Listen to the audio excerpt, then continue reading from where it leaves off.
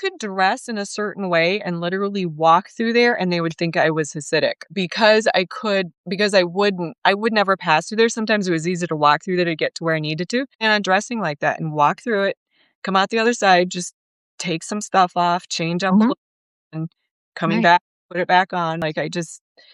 And you know what? People in communities noticed. I was getting seats on buses.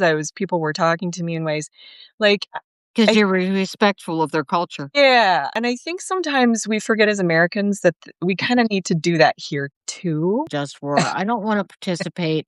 I don't want to die for my country. And you all like back the heck up.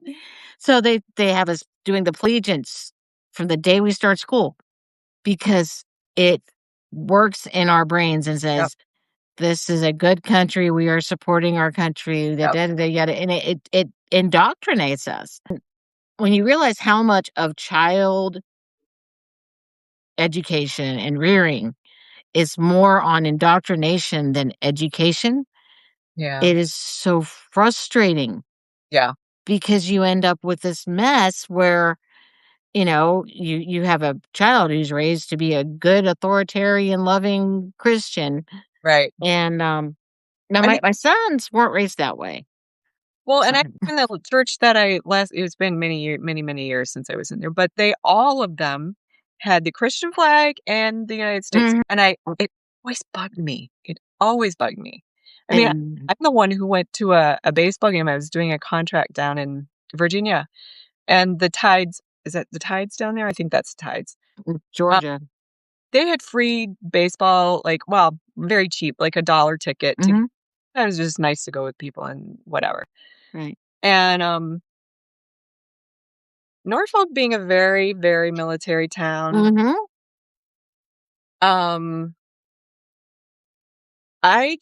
so at one point I became aware immediately because I hadn't been to these games before that they were doing the Pledge of Allegiance and then they were doing stuff for the military that felt like the Pledge of Allegiance. And I'm like, okay, one's an idea, one's a force.